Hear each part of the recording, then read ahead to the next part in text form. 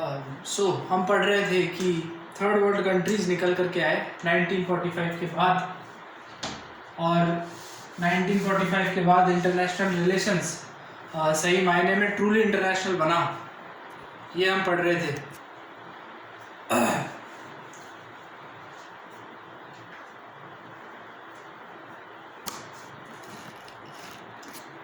तो हम कर रहे थे कि हाँ तो 1945 के बाद जैसा कि हम जानते हैं कि वर्ल्ड वॉर 2 एंड हुआ,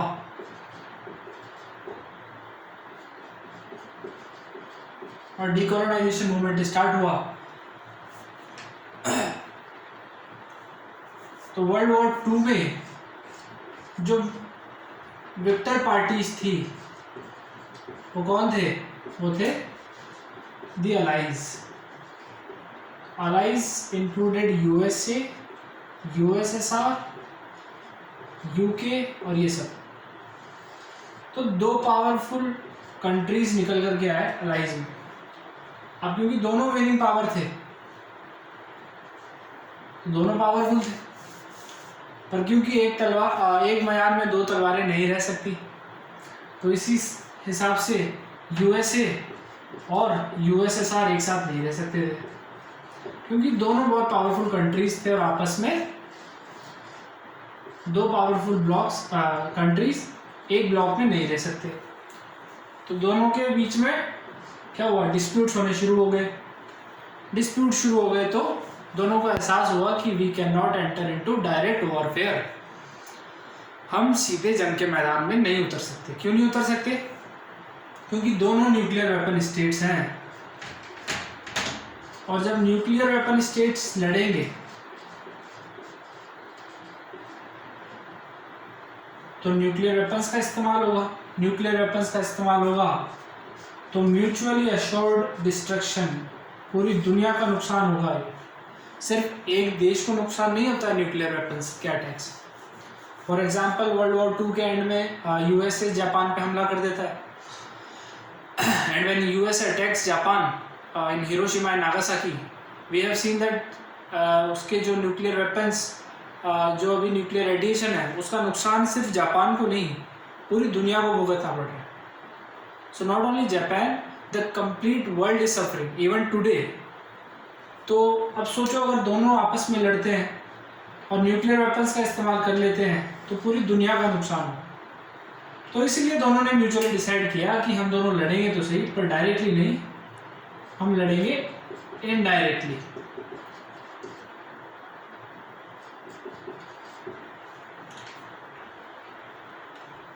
तो इनडायरेक्टली कैसे लड़ा जाता है? इनडायरेक्टली मिलिट्री के साथ नहीं लड़ा जाता, इनडायरेक्टली लड़ा जाता है आइडियोलॉजिकली। दोनों अपनी आइडियोलॉजी के बेसिस पर लड़ते हैं। अब यूएसए एक कैपिटलिस्ट कंट्री है, जैसा कि आप जानते हैं। कैपिटलिज्म क्या होता है? कैपिटलिज्म वो सिस्टम जहाँ पे इकोनॉमिक्स जो है वो मार्केट बेस्ड, मार्केट फंडामेंटलिज्म पे चलती है, यानी कि जो सबसे ज़्यादा मेरिटोरियस होता है उसको आगे आने का मौका मिलता है, सिंपली। यूएसएसआर में जो इकोनॉमिक और पॉलिटिकल सिस्टम था वो था सोशलिस्ट। तो अब दोनों इन आइडियोलॉजी के बीच में लड़ते हैं, पर हमारा जो मेन फोकस है वो है थर्ड वर्ल्ड कंट्रीज। तो अब ये जो आइडियोलॉजिकल बैटल चलती है, ये चलती है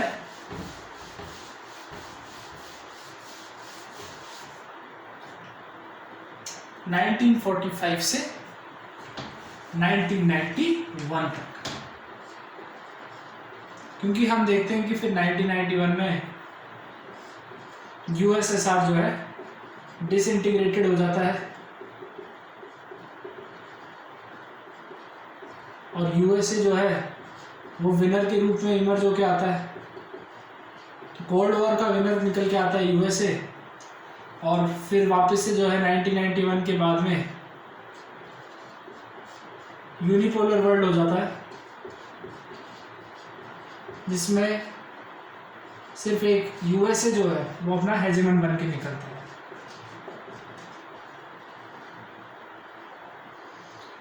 तो ये 1991 में होता है। तो खैर अभी हम जो फेज़ पढ़ना चाहते हैं वो है 1945 से 1991 का फेज़, और इस फेज़ को हम कहते हैं कोल्ड वॉर।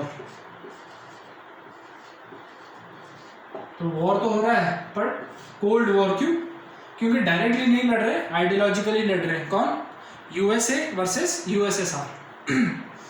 हाउएवर हमारा जो मेन टॉपिक है वो है non alignment movement.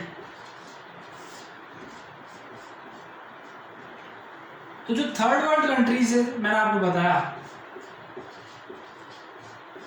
Third world countries इस कोल्ड वॉर को कैसे फेस करते हैं, जिस मेथड का यूज करते हैं, जिस टेक्निक का यूज करते हैं।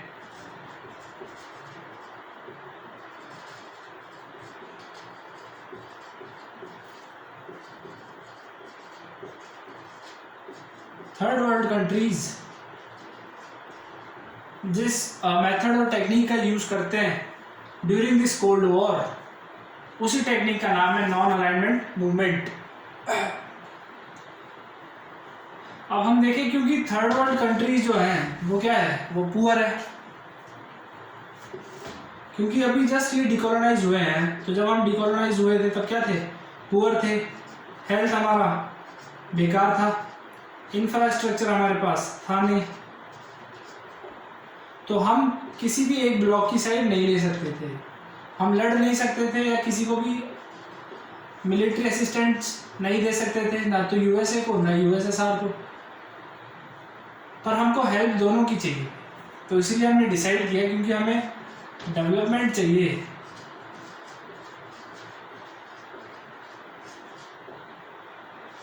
हमें वॉर नहीं चाहिए, इसलिए हमने डिसाइड किया, थर्ड वर्ल्ड कंट्रीज ने म्यूचुअली डिसाइड किया कि हम किसी भी एक ब्लॉक की साइड नहीं लेंगे। We won't be joining any of the power block, neither USA nor USSR. हम नॉन अलाइंड रहेंगे। नॉन अलाइंड का मतलब नॉन और अलाइन, यानी किसी का भी साथ नहीं देना, या यूँ कहूँ सबका साथ देना, दोनों का साथ देना। तो सिंपल भाषा में अगर नॉन अलाइनमेंट को समझें तो नॉन अलाइनमेंट का मतलब है कि we would be enemy to none but friend to all, या यूं कहूं फ्रेंड टू बोथ। ये नॉन अलाइनमेंट मूवमेंट है, और ये टेक्निक है जो थर्ड वर्ल्ड कंट्रीज ने यूज की। अब नॉन अलाइनमेंट मूवमेंट, वैसे तो इसमें बहुत सारी चीज़ें हैं। इसमें रेशलिज्म को ख़त्म करने के लिए, इम्पीरियलिज्म कॉलोनियलिज्म को ख़त्म करने के लिए, सोवेनिटी को रेस्पेक्ट करने के लिए, और भी बहुत सारी चीज़ें हैं जो कि हम अब डिटेल में पढ़ेंगे।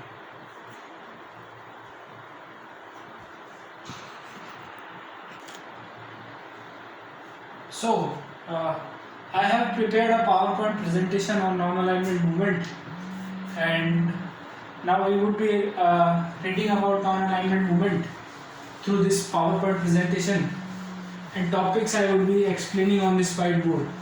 क्योंकि मेरे पास अभी स्मार्ट बोर्ड नहीं है तो हम ऐसे ही पढ़ते हैं। इसका लिंक, पीपीटी का लिंक मैं वीडियो के डिस्क्रिप्शन में डाल दूँगा, वहाँ से आप डाउनलोड कर लेना। तो जो नॉन अलाइनमेंट मूवमेंट था उसका वैसे तो पॉलिटिकली सिर्फ ब्लॉक पॉलिटिक्स से बचना उसका मेन ऑब्जेक्टिव नहीं था, वो एक इंटरनेशनल पॉलिटिकल एनवायरनमेंट में उसका आउटकम था। इस नॉन अलाइनमेंट मूवमेंट के और भी बहुत सारे एम्स थे, जैसे कि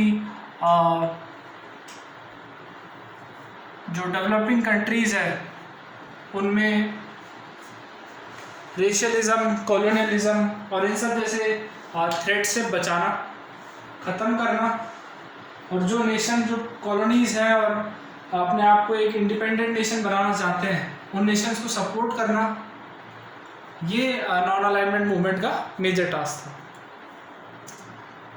ये इसके प्राइमरी ऑब्जेक्टिव है, वही चीज़ लिखी हुई है। अब हम देखते हैं की रोल प्लेयर्स कौन थे। तो की रोल प्लेयर्स थे Gamal Abdul Nasser of Egypt, then the president of Ghana, then Pandit Nehru of India, then leaders of Indonesia, Yugoslavia. और ये सारे वो लोग हैं जो कि आगे जा कर के अपने अपने देश के राष्ट्रपति या प्रधानमंत्री बने, क्योंकि ये वो लोग थे जो बहुत पॉपुलर थे और डीकोलोनाइजेशन मूवमेंट में, इंडिपेंडेंस मूवमेंट में अपने अपने देशों में लोगों के साथ पावरफुल जो इनके इंपीरियल कंट्रीज थे जिन्होंने इनको कंट्रोल किया हुआ था, उनके खिलाफ लड़ रहे थे। तो ये बहुत पॉपुलर लीडर्स थे। तो ये लोग सब मिलते हैं 1955 में बांडुंग कॉन्फ्रेंस के अंदर में, और वहाँ मिलकर के डिस्कस करते हैं कि क्यों ना ऐसे देशों का, क्योंकि ये संख्या में ज़्यादा हैं, ऐसे देशों का एक ग्रुप बनाया जाए। और आगे जाकर के 1961 में जो बेलग्रेड कॉन्फ्रेंस होती है उसमें 10 प्रिंसिपल्स एक्सेप्ट किए जाते हैं। फॉर्मली नॉन अलाइनमेंट मूवमेंट का बिगिनिंग जो है वो 1961 में होता है, जब बांडुंग प्रिंसिपल्स को एक्सेप्ट किया जाता है। और हम देखते हैं कि अपने 1961 में बांडुंग प्रिंसिपल्स को एक्सेप्ट किया गया। तो ये 10 प्रिंसिपल्स है बांडुंग प्रिंसिपल्स, जिसमें जैसे कि इम्पोर्टेंट ये है कि हम यूनाइटेड नेशन ऑर्गेनाइजेशन के चार्टर का रेस्पेक्ट करेंगे, देश की सोवरेनिटी और इंटीग्रिटी के रेस्पेक्ट करेंगे, आपस में रेशियल इक्वलिटी को सपोर्ट करेंगे, रेशियल डिस्क्रिमिनेशन को एंड करेंगे, और जो है न्यूक्लियर नॉन प्रोलिफरेशन की बातें कर रहे थे लोग कि हम न्यूक्लियर वेपन्स को ख़त्म करेंगे इस दुनिया से, क्योंकि ऑफकोर्स वो ख़तरनाक है पूरी दुनिया के लिए, और ये सारी बातें चलती है। तो ये 10 प्रिंसिपल्स हैं जिनको 10 बांडुंग प्रिंसिपल्स कहा जाता है, जो कि बेसिक फाउंडिंग ब्लूप्रिंट है, फ्रेमवर्क है नॉन अलाइनमेंट मूवमेंट का। अब हम बात करते हैं नॉन अलाइनमेंट मूवमेंट के कुछ अचीवमेंट्स। तो नॉन अलाइनमेंट मूवमेंट जो है वो 1945 से चला 1991 तक, वैसे तो अभी भी चल रहा है, पर हम पहले बात करते हैं इसके अचीवमेंट्स की। तो अब मैं आपको बताऊं कि जो नैम कंट्रीज थे, जो कि डेवलपिंग कंट्रीज थे, वो संख्या में बहुत ज़्यादा थे।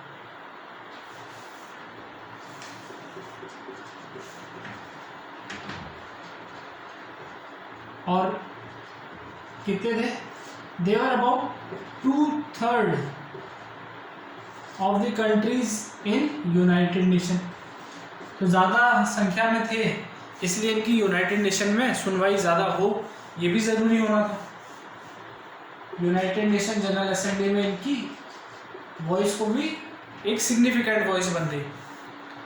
तो हम देखते हैं कि ये साउथ अफ्रीका में जो रेशियल डिस्क्रिमिनेशन होता था उसको एंड कराने में ये नैम कंट्रीज़ बहुत अच्छा अपना रोल प्ले करते हैं। उसके बाद जहाँ भी इनजस्टिस होते थे, जैसे कि रेशियल डिस्क्रिमिनेशन खास करके, और जहाँ पर इंडिपेंडेंस मूवमेंट हो रहे थे, उन कंट्रीज़ को सपोर्ट कर सकते थे नैम कंट्रीज़, जो कि किया भी उन्होंने यूनाइटेड नेशन जनरल असेंबली के अंडर में। फिर बाद में नैम कंट्रीज़ ने एक डिमांड और रखी थी नीओ के बारे में, न्यू इंटरनेशनल इकोनॉमिक ऑर्डर। तो नैम कंट्रीज़ ये कहते हैं कि इंटरनेशनल इकोनॉमिक ऑर्डर जो है वो थोड़ा डेवलप्ड कंट्रीज़ की फेवर में है, और जो डेवलपिंग कंट्रीज़ है वो पुअर से पुअर होते जा रहे हैं, गरीब से गरीब होते जा रहे हैं। तो उसको एक इंटरनेशनल इकोनॉमिक ऑर्डर को रिफॉर्म करने की ज़रूरत है। तो उन्होंने एक नया न्यू इंटरनेशनल इकोनॉमिक ऑर्डर का कॉन्सेप्ट लाया था, जिसमें ऐसे इकोनॉमिक रिफॉर्म्स होने चाहिए ताकि वर्ल्ड के रिसोर्सेज और वेल्थ जो इक्विटेबल डिस्ट्रीब्यूशन उनका हो सके। तो ये एक नियो का कॉन्सेप्ट भी लेकर के आए थे, ये भी एक इम्पॉर्टेंट अचीवमेंट है।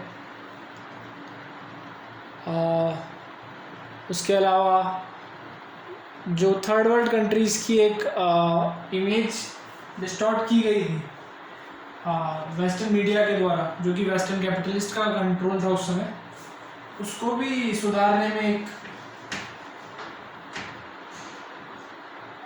अच्छा रोल निभाया नैम ने। तो उनका अटेंशन लाए, कहाँ लाए? पोस्ट कॉलोनियलिज्म में। तो अब हम देखते हैं कि एक एकेडमिक्स में एक post colonial thinking, post colonial school जो है वो डेवलप हुआ, और जिसमें इन देशों के व्यू पॉइंट्स को भी वैल्यू किया गया और बताया कि ये थर्ड वर्ल्ड कंट्रीज एक यूनिक प्रॉब्लम से सफ़र करते हैं, उसके लिए यूनिक सॉल्यूशन चाहिए। तो ये अपना इनके अचीवमेंट्स थे नैम कंट्रीज़ के। तो अब एक टाइम लाइन है, ये हम देखते हैं कि सबसे पहले जो है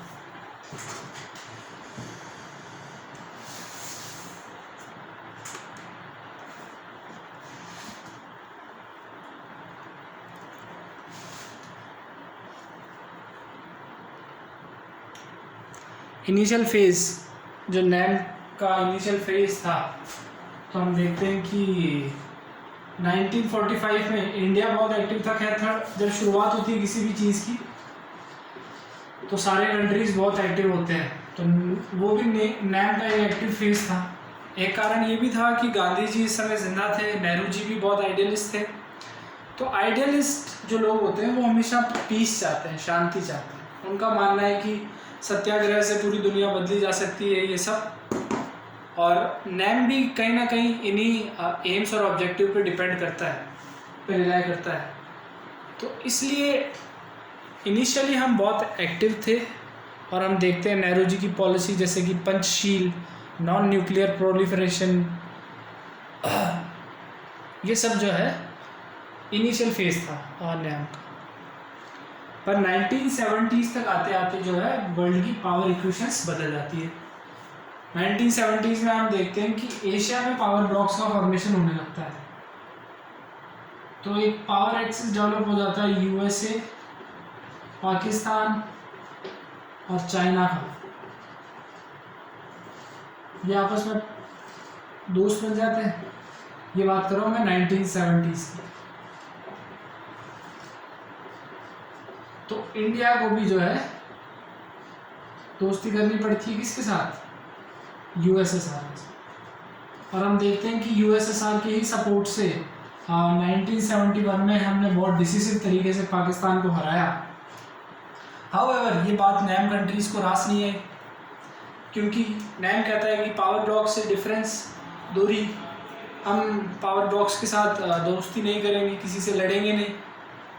पर इंडिया जो है जब यूएसएसआर के क्लोज आ जाता है, तो इंडिया और यूएसएसआर को जब वॉर में इंक्लूड कर लेता है, आई मीन पाकिस्तान के साथ कॉन्फ्लिक्ट में, तो ये नैम के अपोज में चला जाता है प्रिंसिपल।